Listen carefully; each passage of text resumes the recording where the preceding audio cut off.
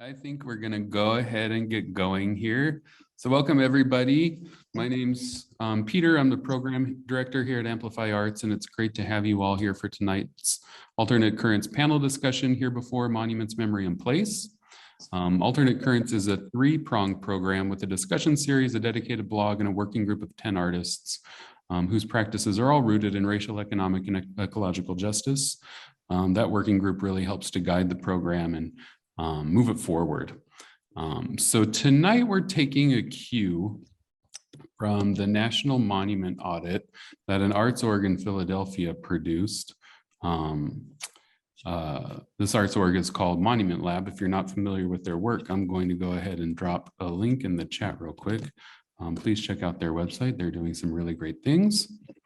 And this particular audit found that of the top 50 most commonly represented figures in US monuments, only 5% were Black or Indigenous. 0% were AAPI, Latinx, or LGBTQ 2S+. So the vast majority were also male and also landowners, and we thought that that was worth talking about. So we have a really incredible panel of artists and thinkers here with us tonight to help us unpack some of what it means to monumentalize these misrepresentations of our collective histories in public space.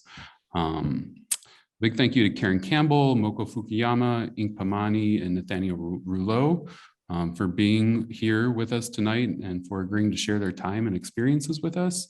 Nathaniel Ruleaux is also a member of our 2022 Alternate Currents Working Group, and he'll be asking questions and kind of guiding the discussion. So panelists will be in conversation with each other for between 40 and 45 minutes before we open up the floor to questions. But if at any time you have thoughts, please feel free to share them in the Q&A and the chat functions. Those will be active throughout the entire conversation.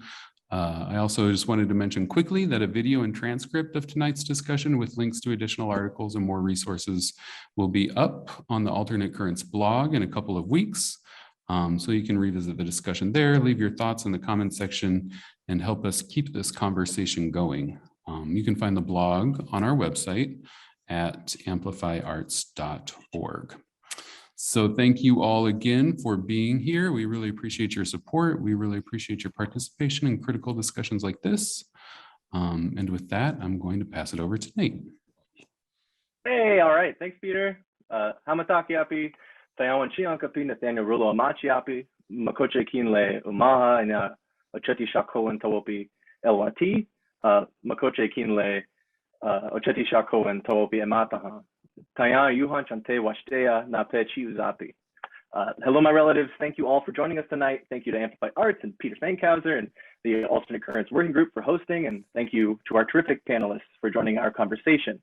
I started with a greeting and introduction to Lakota, saying I'm Nathaniel Ruleaux and greeting you all with a good heart. My pronouns are he, him, and additionally, I'm a partner, father, and member of the Oglala Lakota Nation. I'm also an artist and member of the Alternate Currents Working Group, like Peter said. I'm very excited to get into this important discussion on monuments and memory. It's important to come to discussions like today with a good heart and also to understand that it's impossible for us to discuss this topic in its entirety in an hour. So come in knowing a sense of incompleteness may be present at the end. Also, if anyone here tonight has additional needs and help in their experiencing of it, feel free to comment in the chat and we'll try to address those needs. And we'll also have that Q&A like Peter said at the end. So if you're thinking of those questions, if you have anything, just drop in the chat and we'll try to get to it. Before we begin, I wanted to connect some dots that were in my head thinking about this topic. I've enjoyed watching the AC panels and I'm very honored to be part of this conversation and to facilitate it. In several previous discussions, the pros and cons of land acknowledgements have been discussed several times. And so today I open acknowledging that I'm calling in from colonized Omaha, Nebraska, land that will always be the homelands of the Umaha, Chetishakoan, Ponca, Pawnee, Oto, Missouri, and Iowa people. But locally in our state capital, the city of Lincoln, the city's mayor, in a display of the harms that land acknowledgements can hold, listed a similar group of native tribes and nations in public statements, in a statement where she signed off on the development of sacred lands in a disturbing deal between the city, the Catholic Church, and developers to destroy a long-standing area at Wilderness Park, which will directly impact the local indigenous community and their spiritual practices. It's this land acknowledgement and land theft in one breath. So in tonight's land acknowledgement, I ask those viewing this discussion to take additional steps to actually make a difference for the original stewards of this land by following, supporting, and donating to Mesquite Prayer Camp, where land defenders are currently fighting to protect another piece of our planet from yet another monument to colonial capitalism. I'm going to drop some links in the chat. And I'm going to hop off my soapbox a little bit and get us going. I already stuck my introduction in there, so while I'm dropping in those links, I now invite our panelists to hop in with a quick bio and background, and once you've shared a bit about yourselves and what you do, just pass it over to the next speaker. Thank you so much. Whoever would like to go first can hop in.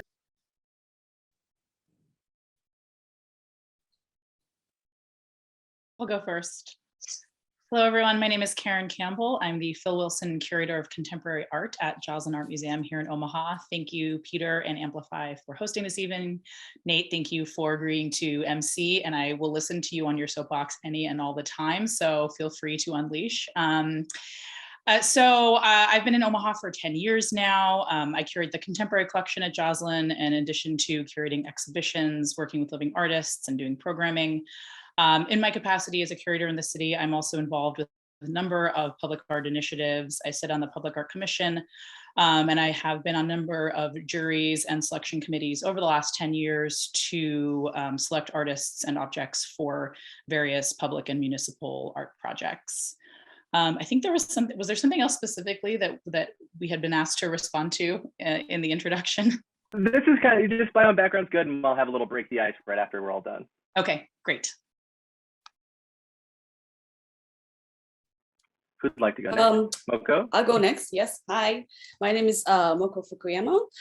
Thank you very much for the introduction, Peter, and I thank you, Amplify Arts, for having me in the panel. My name is Moko Fukuyama. I'm an artist, lives and works in New York City.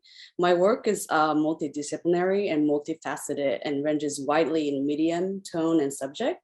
I explore the socioeconomic realities and psychology of everyday life through art. And I'm just mainly fascinated by the lives of others and the chain of consequences that lead us into our reality and how we flourish and survive. I came to the United States to pursue a college education in art and decided to immigrate here instead of going back home, my home country in Japan, and I'm now a proud New Yorker, but previously I lived in Ames, Iowa, and Memphis, Tennessee, and Boston, Massachusetts before moving here. So my artwork at large is really informed by my immersion into American culture, and I have lived exactly half of my life in Japan and other half in the United States, and I still struggle to understand whether I'm an outsider looking in or insider looking out. So storytelling through art has really become a means for me to interpret and contend with social and political issues that impinge on my life and American way of life. So hopefully I can kind of give some insider as well as an outsider perspective on today's topic.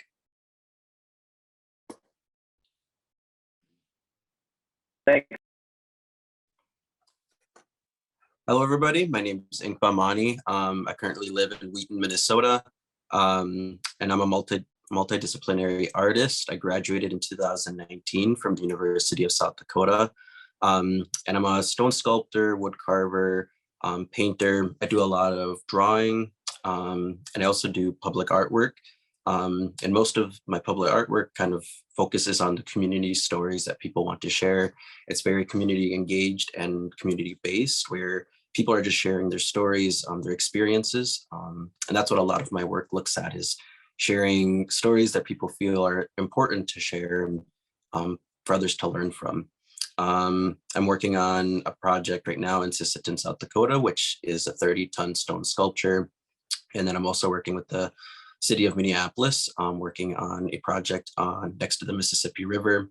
And I've got other projects scattered throughout the United States that I've been working on for the last couple of years. Awesome. Thank you all for sharing. This is going to be such a cool conversation. Just to kind of start off, our first kind of like hopping into it question to y'all is, what do monuments mean to you? What truths, falsehoods, misconceptions, or memories do they hold? It can be kind of a big question and a small question, but if anyone wants to hop in with their kind of first response to thinking about what monuments mean to you.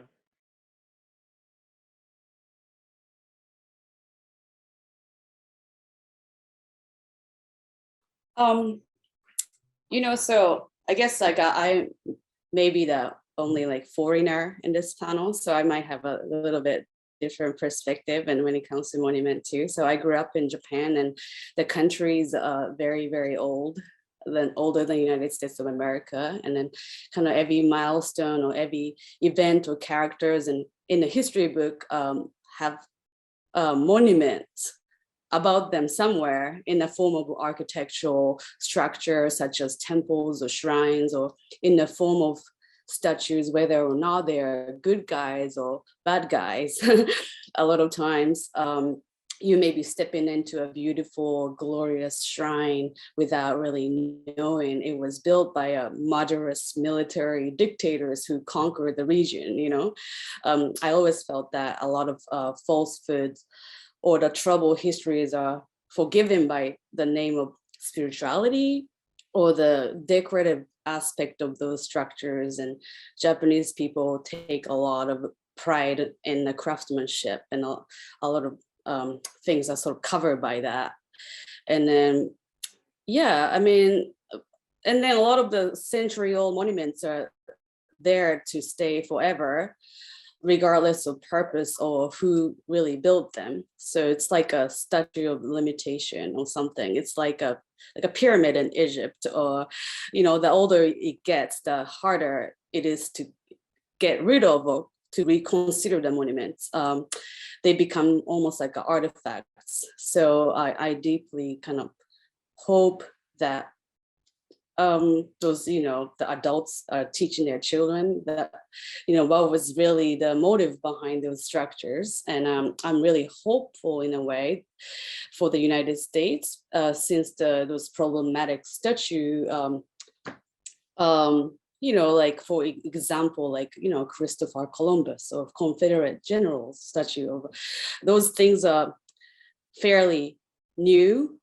So I feel like I see a great hope for decolonization, or, you know, change the impulse history, and there's a lot of room for change. So I'm really hopeful. I'd like to piggyback off of that, Moko, if I may. Yeah, your point about how everything is older in Japan kind of resonated with me, because I was thinking in responding to this question about how short our history really is. And I'm glad you came out of the other side of that with some hope, because I think my perspective may have been a little bleaker, which is that you look at all of these monuments and realize how recently they were constructed and how recently people were trying to write and rewrite history from a very specific set of perspectives. So I'm interested in how, you know, the kind of tension between those two understandings of the possibilities of monuments moving forward. I don't think there's no hope, but you know, I think that monuments are a reminder that history is always someone's interpretation of events, whether you're reading it or looking at art or listening to music, you know, or just reading an account in a textbook, right? It's always someone's idea about what history was and how we should think about what happened in the past. Yeah, kind of responding to that, when I think of monuments, I think of two very different, like, branches of a tree. And I think of like pre-colonization of the Americas, what did monuments look like? And then after that point, what do monuments look like?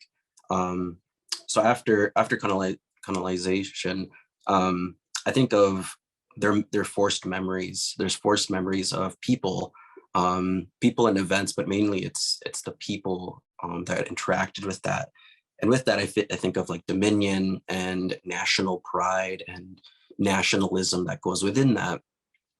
But in thinking of monuments through an Indigenous lens, I think about prayer and an acknowledgement of events. And typically those events are peace or natural events that, you know, something in nature happened that was so unusual for, you know, in a lifetime to happen. And then the other part is prayer, like an acknowledgement to the universe or to the energies that you want something to happen in a positive way.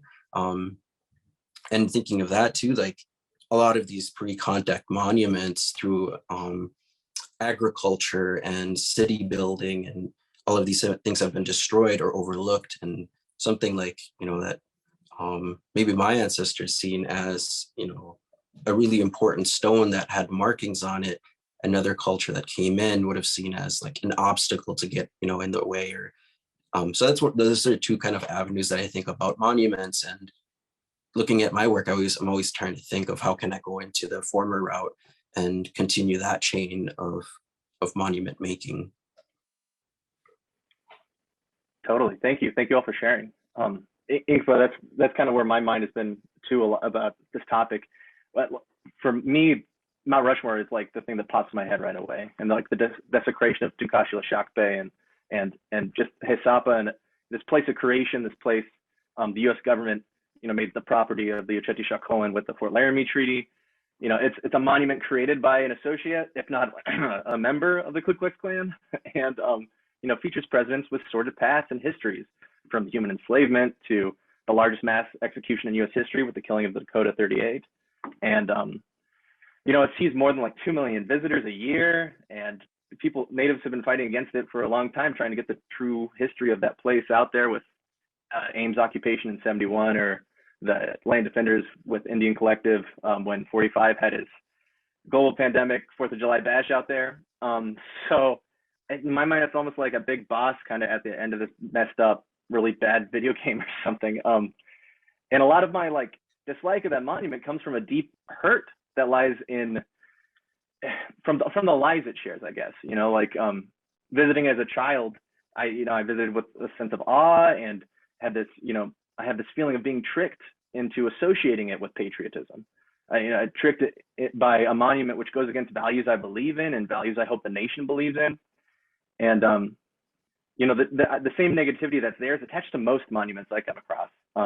The ones that I find anymore kind of really caring about are national monuments that are natural national monuments, like the Scottsbluff National Monument. It's the town I was born in, and it's this natural structure. And even that comes with a bad history of land theft and murder, and a reservation system of our parks that's not dissimilar to what Indigenous people were put into. So kind of, I like, it's cool to hear that we all have kind of similar connections, but from these very different backgrounds. It's really cool.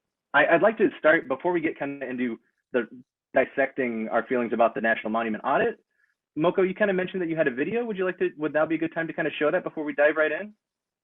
Sure, yeah. So this monument specifically about Memphis, Tennessee. I did this project in 2020 to 2021. I started this journey called American Recordings, and it's about different regions and different cities, different people in the United States. And this work is called American Frequency. And then, so this is just a beginning, first 5 minutes of the video, and then work, American Frequency hones in on the city of Memphis, where I attended college and where I kind of consider one of my homes. And in this work, I follow one individual named Keelan Nance over the course of 7 years. This is a performance and a film at the same time. And then this serves as a larger examination of systematic racism and the slow pace of change in this historically and culturally significant Southern city. So I would like to play that, just the opening segments, so where I kind of dissect in these different monuments that you see throughout the city. Awesome. And while Moko's getting that kind of pulled up, we're about to kind of dive into talking about the National Monument Audit by Monument Lab that Peter was talking about, the top 50 represented individuals in that data set. This is a quote from there. Include 11 US presidents and 12 US generals. Half of the top 50 list enslaved people. More than a third, 40%, were born into family wealth. Large majority, 76%, owned land.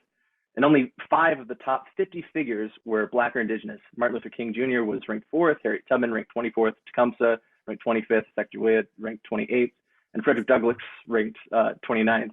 So there are no US-born Latinx, Asian, Pacific Islander, or self-identified LGBTQ plus people in that top 50 list. And that's really kind of what we're going to dive into once Moko's video's ready to go. Okay, let me know if it's working. It's popping up, yeah. Okay.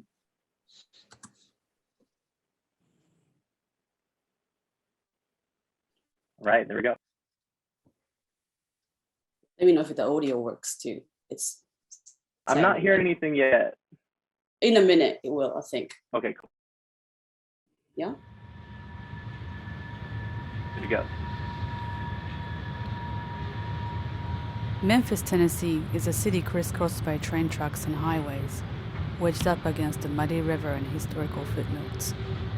Memphians' lives are affected by the trains that bisect the landscape. They synchronize their migratory patterns with the movement of the trains, as certain parts of the city become suddenly inaccessible. I used to race a train in a street parallel to the truck in an attempt to beat it to the crossing, to make it to the other side of town. If you fail, there's not much you can do. You become a captive audience to its 15-minute procession. Once I watched the shadow of trees cast onto the rectangles of passing freight cars, like the passage of a film strip across the light of a projector. I was so mesmerized by the flickering image that I let a few more trains pass. FedEx's world headquarters are also here. There's an urban myth that no matter where a package originates in the world, it will touch down in Memphis. It seems kind of romantic. Your holiday gifts, exotic animals and missiles, they all pass through this crossroads town. Turn left onto American Way. The American Way Road was built for FedEx employees to commute to work faster. Its name comes from Superman's catchphrase, truth, justice, and the American way. This road, built in the name of convenience, seems to have little to do with truth or justice. I find it interesting, however, that we have claimed Superman as an American icon. This time, he's fighting against bad traffic, inefficiency, and any enemies of packages. Turn right onto Elvis Presley Boulevard. I lived in Memphis in the early 2000s. People often associated me with the character in Jim Jarmusch's 1989 film Mystery Train, which follows a Japanese couple on a cultural pilgrimage in Memphis. I was just like the lead female at the time. I romanticized Memphis. I applied for a tour guide job at Graceland, which I didn't get because I barely spoke any English. But I got a job as a barista at a coffee shop a block away from the Lorraine Motel. Every day I looked at the second-floor balcony where Dr. King was assassinated. Not many people visited the site back then. All the while, a statue of Nathan Bedford Forrest was still standing in the middle of a park on Union Avenue, watching over Memphis. As a foreigner, I didn't grasp how much Memphis and America had and hadn't changed since the shooting at the Lorraine Motel. It's been 2 decades since I moved to Memphis. Now the National Civil Rights Museum has reopened after a big renovation, and the statue of the Confederate general has been taken down. The pedestal persists with his body inside. When will it be finally out of sight? Several train track crossings away, the Stax Museum, which celebrates American soul music, now draws as many people as Sound Studio, where Elvis famously cut his first albums. Downtown, the Memphis Pyramid, the third largest in the world, and sitting on the bank of the mighty Mississippi River, is now a Bass Pro Shop. On the east side of town, an appropriated Lady Liberty towers over a Memphis intersection. She holds a cross and 10 commandments in the shape of a tablet. A single tear can be seen on her right cheek. It's symbolic of God's disappointment with the current state of America, according to the artist. In another neighborhood, there's a giant Buddha, once hated but now loved. I used to go to this temple to get free vegan meals. In the suburbs, the largest crosses of Calvary in the world sit outside of a Southern Baptist church with 9,000 members. All around Memphis, the sacred blends with the sacrilegious. The city is one living, breathing monument. There was, and is, something about Memphis that draws me in. I always find myself back in Memphis. Optimism and perseverance seem to ooze out of the sidewalks and store signs. There is a Holy Spirit lurking in the city. I haven't encountered it yet, but I know someone who has. One cold winter day in 2014,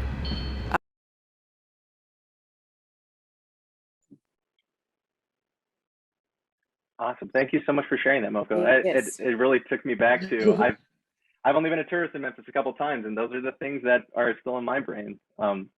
Thank you so much. Is there any other thoughts about the making of that video or attachments to kind of the conversation that you'd like to say? You know, I don't know. I like to hear others' opinion first and see where that will lead me to, if that's okay. Mm-hmm. I mean, sure, like, Sorry, go ahead. I'll go ahead. Yeah, if you don't know Memphis, it might be hard to like jump in, but you know, every town has that its own, yeah. I don't know Memphis at all. I think I've been to the airport and that's about it. But I was fascinated by this idea that the city itself is a sort of living, breathing monument. And I have to be honest, I walk away from that snippet of a video thinking it's a really bizarre place. And just like, I mean, you know, Nate, to your point, like these are the things that you see and that kind of stick in your memory. And I think it paints a portrait of American history that is really conflicted and confused and unsure of itself. Absolutely. I mean, as I talked about in the film a little bit, I was really like disturbed or confused by it at the beginning, you know, because, you know, just you see this compared statue, KKK founders statues in the town square standing, and nobody seems to do anything about it. And I was like, oh, it's just the way it is, you know? And then, I don't know, it just took about like 2 decades for it to go down since I lived there. So, right, yeah, it finally came down last year. Yeah, and maybe I kept coming back to this question as I was preparing for the talk of who monuments are really for. And I think that you kind of do a good job of laying the groundwork for this, how many different kinds of populations these various monuments will speak to. And who, you know, who's seeing their stories reflected back at them. There's great power in that, right? And so that sort of like got that question further churning in my head about who monuments are built and established for. Yeah, one of the thoughts I had when watching your video was that, yeah, like in the United States, exists 2 types of monuments. There's monuments to people, but monuments to ideas. And just like watching the video, I was thinking like this is like Memphis and multiple cities across the United States are monuments to the auto industry and all of the people who benefit from the auto industry, and how hard it is to walk from, you know, in a city or in urban and rural area, walk from one place to another. They're not made necessarily walk friendly, they're made auto friendly. And in itself, that's like the American ideal, to have a vehicle and to drive these open roads, this unclaimed land, quote unquote, for this free land. So that was like what was running through my head of there's multiple layers of monuments in the United States, and we're used to this one structural, somebody on a pedestal lifted up. And when you mentioned like that empty pedestal, it reminded me of a conversation I had with some of my peers about how we were talking about like, why are so many sculptures of men on pedestals? And it really got down to the idea of, well, if they're not on pedestals, if they're at eye level, we start to see their faults and to see all of the human things. So they have to prop themselves up to get the head start, to get that foot race a couple steps in first. And we risk seeing them as being the same as us, right? Yep. They literally tower over us as a reminder that their achievements are greater than, or so they think. Mm-hmm. Oh yeah, thank you all for those responses. That's definitely like this separation and otherworldliness given to the people attached to those things. It even gets to the point for me where I stop seeing the messaging, or if there is some sort of purpose behind it, it all becomes about the persona and this kind of glorification of Hollywood glitz that kind of gets sprinkled on top. Kind of rolling off of this into talking about this monument audit, and specifically like traditional statuary. Can you talk about the interdependencies between monuments and collective memory and our perception of place, kind of how those all come together? anyone feel free to hop in. I mean, this does really dovetail nicely off of Inkpa's comments, but there's this real blurring of boundaries in monuments between fact and what resides in the collective imagination. And I think that, memories, in the same way that history can be rewritten and reinterpreted, memories can be written fresh, and we can be told what to remember. That was sort of thinking about that, Nathan, at the beginning, Nathaniel, I apologize. At the beginning, when you were talking about your interpretation of Mount Rushmore as a kid, how in your mind it was fact that you did not agree with this, but you were kind of seduced by, was it the scale? Was it the artistry? Is it all the people around you in awe of this thing? And you start to look around and think, well, if they're in awe, then maybe I should be in awe. And maybe this is a thing I should respect and celebrate and memorialize. So kind of thinking like memory of monuments, one of the projects I'm working on right now is kind of like, that's like the thesis on it, which is how do we remember structures in our community? And how do we have that conversation? So the project I'm working on is looking at the multi-generational impact that Dakota women have had on the Sisseton Wahpeton community. And one of the things I was thinking about is how do you build memory, a collective memory together, rather than somebody telling you what that memory is or what that narrative is. How do you build a community together and to say, what is our memories of this place and what do we bring forth to the next generation? And I think that's what monuments kind of try to do, is that there's a fear that future generations won't appreciate, whether you agree with a monument or you don't, but they won't appreciate it, or they won't know this narrative that you're trying to project into the future. And so with that, what I'm hoping to do and what I'm just striving to with this project in Sisseton is asking community, what is the memories, what is the symbols, and then also leaving their own hand, leaving their own imprint onto that. And thinking about that, I think about what are the stories that we tell between ourselves and in our kids and the people around us about those people or these objects in these spaces.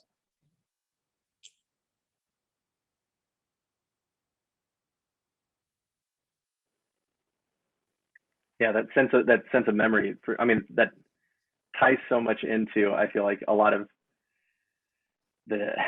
our issues today, as far as like just understanding how we've gotten to this point and kind of going piece by piece back. And it's almost like each one of those monuments get in the way of that until we can kind of, find ways to connect with more true monuments, make our own in different ways like that.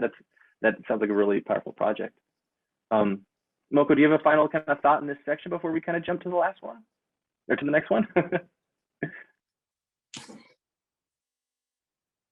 Oh yeah, I just said, yeah, let's go to the next one. Sorry, I wasn't. Perfect, thank you so much. We'll go on to talking about, so conventional monuments also have a long history of commemorating violence, and that comes from imperialist projects, conquest, war. From this report, we have that, these are some quotes I'm kind of pulling from fast. Violence is the most dominant subject of commemoration across the nation. The ratio of records that refer to war and peace monuments is 13-1. Ratio of war to love, 17-1. War to care, 59-1. 53 massacre monuments memorialize the killing of white settlers and soldiers by indigenous tribes. Only 4 represent the killing of native populations by white settlers. And there are no results for memorials recognizing massacres of other people of color, despite at least 34 documented massacres of Black Americans between 1865 and 1876 alone. And then during widespread demonstrations across the country to protest racial inequality, monuments of Confederate leaders, like we've been talking about, and imperialist colonizers, Christopher Columbus, have been removed by municipal bodies and toppled by protesters whose actions are often characterized as violent erasures of collective history. So I'd like to know, can you discuss how we might contextualize and differentiate between the violence of the commemoration of violence by imperialist conquest and the violence of toppling a monument? Yeah, can I sent you all an article that I wanted to reference because I think it really resonates with this topic. This is from May of 2020, an opinion piece in the New York Times by the columnist Charles Blow, called The Destructive Power of Despair. And I would just like to share a quote that I think says a lot. So Mr. Blow says, "Despair has an incredible power to initiate destruction. It is exceedingly dangerous to assume that oppression and pain can be inflicted without consequence, to believe that the victim will silently absorb the injury and the wound will fade. No, the injuries compound, particularly when there is no effort to alter the system doing the wounding, no avenue by which the aggrieved may seek justice. This all breeds despair, simmering below the surface, a building up in need of release, to be let out, to lash out, to explode." He then goes on to talk about the different kinds of violence, kind of putting up what I'll call quiet violence, so the pervasive, constant, inescapable violence that accompanies colonial impulses and the practice of colonialism. And then he talks, and this to me is the most kind of the most salient point, perhaps. He talks about how America responds to violence. Violence catches our attention far more than quiet acts of resistance. Violence catches our attention on TV and in print media and in real life. So the question I come back to is, if violence is the language being spoken, if these monuments, particularly those that honor oppressors and colonizers, if violence is the language that is being spoken to the people, how would you try to respond in a different language? Would you respond to someone speaking in Spanish to you with, in Swahili? No, probably not, right? So you have to kind of, it's not an eye for an eye situation, but it is certainly coming to someone's level and responding in a way that will catch the most attention. That to me is the difference. Thank you. That makes a lot of sense. And that article really spoke a lot to me too when you sent it out to us. Thank you. Anybody else kind of their first responses to that? I was reading this parts of the article too. Is that the article says that during the civil rights movement, the protesters practiced nonviolence, but they were regularly met with violence, and it was that violence that spurred action. And I think that is very true in this Black Lives Matter movement that that took place after George Floyd's death. I was at the protest constantly in New York City, and I also spent the last spring 2021 at Franconia Sculpture Park, right? That's right by Minneapolis. And then while the trial over George Floyd's killing was happening, and I did that sentence really resonated. It's really true. And I really experienced the tension between the police officers and people who cannot help themselves from saying all lives matter, and that was, the tension was really high. Just that, but taking down the statue is necessary, and it's liberating. I don't see the act itself violence at all. So kind of responding to that, I'm part of a group that in North Dakota that's looking and examining a monument to a massacre that happened in 1863 of Dakota, Arikara, and Lakota people. And the estimates are it's a pretty bad massacre. It was a camp of about 5,000 Dakota, Lakota, and Arikara, which General Sibley, General House, and then an infantry group from Nebraska came in. And after they had woven a flag of peace, a white flower sack, they started to shoot into the camp, and it was only after friendly fire, there was way too many friendly fire, that they stopped shooting. And in some estimates, they say that about 600, between 200 to 600 were massacred at that site. And if you go there today, it's called the Whitestone Hill Massacre. On top of the tallest hill right in that part stands a 15-foot tall monument to the soldiers.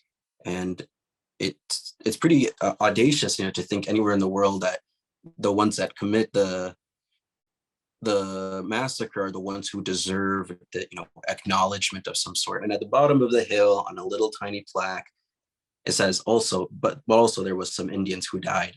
That's the formal acknowledgement. And the group who had been meeting there, we have a horse ride that goes up there every year. on September 3rd, when the massacre took place. And the conversation that we kept going back to is that this is not our shame. Like, this is not our shame to carry. It was their violence that they brought here. And so there was questions of like, do we take this monument down? Do we replace it? What do we do with it? Do we melt it? And I think we're at one of the places where this conversation kept going back to about violence was that it's not our shame. And how do we have, you know, as I think as people who have survived injustice, you internalize that shame. Like if you did something wrong, you kind of become victim to it. But how do you turn that finger around and say that's your shame now? Like you're the one that has to deal with the consequences of whatever happened within that history and all of the people who have supported that history and that long run. So one of the ideas that has kind of been brought forward is what are ways that you can point that shame back? Do you make that monument, that egregious monument to nationalism, so blatantly obvious that like you can't ignore it? You coat it in fuchsia paint that you can't ignore what they did or the people who built this. You make it so public, so obnoxious that it's unavoidable, because then you have to have that conversation. But within that, there's, you know, you have to be careful, because these are traumas that people experience. These are things that people feel very viscerally within their body, whether they know the history or not. They can identify it within themselves, but don't always have those words. So that's what I think about violence is how do you turn that finger around so that the shame isn't on the person or inside of you, but it's towards wherever that came from. That is a perfect segue. That you pretty much answered the next question here too. That's perfect. Well, I mean, just like looking at it's so, especially like in this Midwest area, you know, you drive down I-80 and anytime you're stopping at a rest area or something, you stumble across some monument, and it's when you get close and you read the plaque that you start to find the inaccuracies, that this history that is somewhere inside of us but isn't there on the stone. I thought a lot about Moko, you talked about like liberation, and that's kind of what it is for me. You know, there's a difference in violence between violence that hurts people, hurts our relatives, hurts the earth, hurts living things, versus property versus people, right? Property is something that is different, it cannot feel these things. So I really appreciate your comments on that, and I'd love to hear more from Moko and Karin if you have some thoughts on, you know, the reparative potential of memorializing restorative justice and like peacemaking and acts of care instead of these memorials to violence. Yeah, you know, I don't know how artists can help. You know, we're trying our best, but I don't know. I just kind of personal story, but like, you know, of course I lived in the South and my partner is from the South, and we have family members who are really upset about the taking down of the statue. And then also, like, actually, this is a different form of violence, but there was definitely a aggressive, hateful message and comments that was made about the statue removal on the Facebook by, like, you know, close family members and friends and stuff like that. But that's in and of itself in the violence too. So one point, you know, I had to write a personal letter to those family members to address, you know, why those taking down of the statue is how it's necessary, and how the Confederate statue or whatever, you know, he's talking about that cannot be detached from the, you know, white supremacist and the pro-slavery doctrine of the Confederacy. And, you know, sort of like, as a foreigner, I'm just kind of explaining a thing I thought people would know, but it became really, surprisingly that's not how they were taught, you know? So, but I don't know, I was sort of started making writing them personally, and then just started having a conversation on a smaller scale. And that's sort of like all.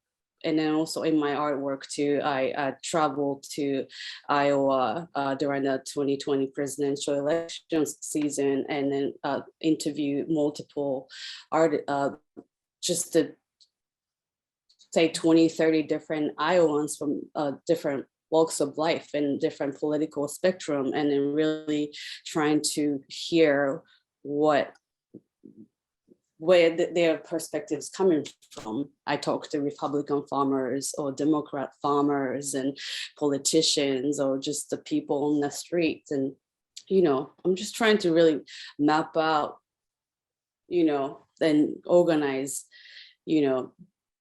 their thoughts and just patching up, things around right now. But yeah, I don't know. That's what we can do as an artist. It's a big question. Trying to patch together the thoughts of some people is the Lord's work. So thank you because you're a better person than I am for it. I was interested, Moko, in your talking about the responses of some of your friends and family, because I think that points directly back to what Inkpa was just talking about with regard to turning that shame around. That response is the public manifestation of their shame. They just don't know how to say, I'm ashamed. So what you do when you're embarrassed, when you don't want to admit your role in a system, whether you're implicit or explicit, is you lash out. It's a different kind of violent response in a way. Thank you for those responses. That it's all tying together and segueing very nicely here. I guess like that this concept of liberation that you talked about, Moko, of kind of like breaking the chains of our minds of what we believe and learning kind of takes me to our third section.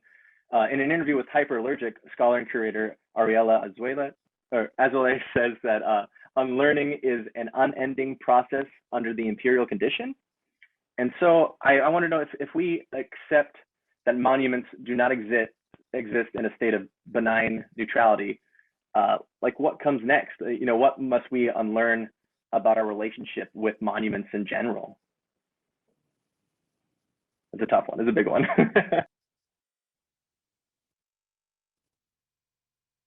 I just think it's a constant process of realizing that we can't take things at face value, that it is, someone's version of history. It's someone's version of the truth, that everything is biased all the time. And that's, again, I go back, Nathaniel, to your experience at Mount Rushmore. Before you had like full critical thinking skills, you just sort of took that as credo, right? Like as that is the way things are. And some people unfortunately never unlearn that, or never had the opportunity to flex the muscle of thinking on their own and kind of unpacking or refusing to take things at face value. One of the things I think about is one of my uncles expressed, when I was working on the sculpture in Sisseton, he expressed, it was a teaching moment for me where he was saying that our people didn't make monuments. And then he stopped and then he re-spoke and he said, our people made living monuments. And that's one of the things that I'm keep going back to, is like, what does it mean to have a living monument? And what I think about is that it changes, that it's allowed to change, it's allowed to evolve, it's allowed to change with its surroundings, and it's not idle. And when it stays idle, it starts to kind of become stagnant, and nothing that's stagnant, is healthy. So I think in the future of monuments, I think it's something that is allowed to change and something that is living. And I think one of the ways that it stays living is by a collective participation, a collective memory. I think a lot of the monuments that we look at today that have not done that, it's one memory, it's one community that is sharing, and it's putting all of this energy into it, that starts to fester and starts to, like I said, become stagnant within that one object, and people point all of that energy into that one thing. And that's why, where I think of why I want to lean towards that branch of the tree where monuments are through an indigenous perspective, where it's more closer to nature or prayer or acknowledgements, and it's not one person but multiple things. That brings me back, thinking about a living monument makes me think a lot about like, who are these for? We talked about earlier, as it kind of got dropped, and that made me think a lot about, you know, our planet, our struggling planet right now, and our Earth, and the fact that, you know, if it's not a living monument, these ones that are sitting here, if we don't take care of the Earth, we won't be around. Who's going to be around to read this stuff? You know, that's been on my mind a lot about kind of like how the landscape of public monuments will change kind of in the future, 5, 10, 50 years. Are there any more thoughts kind of about like the future of our relationship with monuments, or maybe where it could be going, or even some examples of public projects that work to build a kind of more inclusive understanding of history? We've had quite a few already, but if there's any more that come to mind, or. Yeah, this was actually the section of the conversation that got me the most excited in my prep. I started, you know, furiously scribbling on a notepad because I've done a lot of research into this in the last couple of years. I worked on a big public art project that is going to finally be realized here in the next couple of weeks in Omaha in our Jean Leahy Mall. And you know, everyone goes into their work with an agenda. So as I started kind of shepherding this selection committee, I was certainly had a certain set of thoughts in mind. And they all kind of pointed toward what you were just talking about, how we can rethink what a public art project or what a monument is. And the theme that kept kind of arising was that monuments are no longer representational things. We're moving away from the body. We're moving away from identifiable objects, moving away from the stagnant object. Inkpa, to your point. And I, you know, I know we're running out of time, and I'd be happy to kind of drop a few examples in the chat. But there have been great public art projects by artists like Allison Janae Hamilton and Dwayne Linklater, and Hank Willis Thomas has a forthcoming project in Boston Commons. And thinking about all of that led me to things like the AIDS Memorial Quilt and this gun violence memorial project that Hank Willis Thomas has been stewarding. It's not in public. It's been it's currently at the National Building Museum, I think, but it's a living thing in so much as people who are affected by gun violence can contribute items to it in these sort of glass bricks that build on top of one another. And so I think we're moving away from a monument that looks like an identifiable person and a thing meant to represent a moment or an event or an achievement into these things that are, you know, a little more open for interpretation and can change with us, as opposed to just reflecting what happened before us. But also there is something we talked about, the traditional statue, like a pedestal figure erected on the top of a pedestal. I was lucky enough to witness Rumors of War by Kende Wiley. That was in Times Square a few years ago, before he moved to where did he go? Virginia, and the monument. Hold on, what's that street that's called? The Monument Avenue, in front of the Virginia Museum of Fine Arts. Now it's there permanently, but it's another, that's a definitely like traditional figure on the top of a statue pedestal, but that is the young African-American man with the Nike sneakers and dreadlocks, and that's sitting next to those Confederate generals, and that's as powerful, I find it. I was unmuted already. yeah. Thank you all for your comments on that. I feel like we tackled a lot today and got through quite a bit. And I'm feeling hopeful from this conversation through it too, which is really nice to have.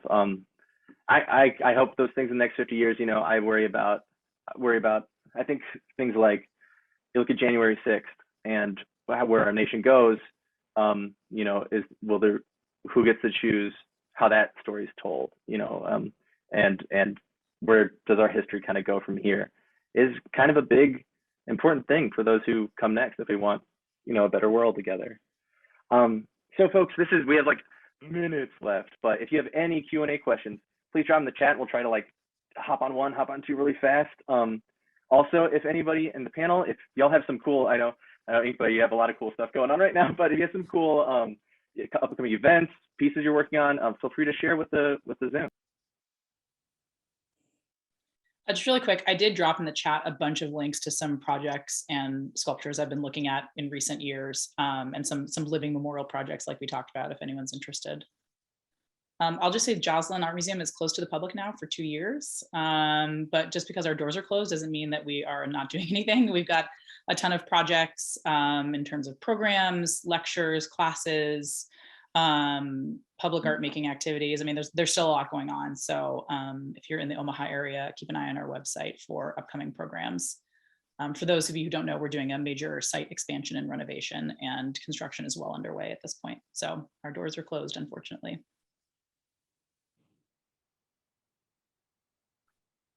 It's exciting to at least hear the programming coming up. Sounds really cool. Anyone else, Moko? Yes, well, this summer I am doing a project in a partnership with River Valley Arts Collective and Stone Leaf Retreat, and presenting the work at Al Health Foundation. It's all in the upstate New York area, and starting in June. The work, it'll be mainly sculptural work, and hopefully do some film work to it too. It's a third iteration of the American recordings. And then prospectively titled American Lumber. It's all about the trees. Yeah, and then I am very fortunately I'm receiving this year's Guggenheim Fellowship, so I'll be working with them and working those projects starting this month. Actually, I'm leaving for upstate New York this Thursday. Congratulations, extremely cool. Yeah, amazing. Thank you. Any final events, other projects you've been working on? You mentioned a lot today, but you had a lot going on.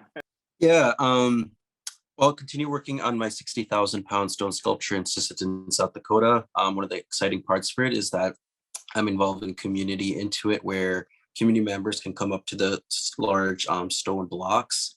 It'll be a 9-foot block by 3 feet by 3 feet, and they'll be able to place their hand and be remembered forever. But you can go to Inkpa Mani Art and kind of check out my other work. Awesome. Thank you so much for sharing. I got a lot going on right now. I'm actually going up to Pine Ridge this week because the 54th annual Red Cloud Indian Art Show is going to be taking place up there at the Heritage Center. And so that runs June through August. It's a really good annual art show. Indigenous artists from across the nation send work in, and it's always a good time. So hope you can catch it. They do a lot of virtual stuff still while we're still going through COVID, and I think they're opening up for in-person stuff this year too. So check it out if you can. We had just hit 8. We did it. It was amazing that we made it. Thank you all so much. Thanks everyone who tuned in. They're recording this, so this will be posted up. So share it around with your friends and relatives. Thank you so much to Amplify Arts and the AC Working Group for kind of hosting us. And thank you so much, panelists. I had such a fun time talking with you all about this really important and meaningful topic that can, conversations like this, how anything gets started. So I really appreciate your time. All right. Thank you, everyone. I'm going to turn it all off. We'll see you later.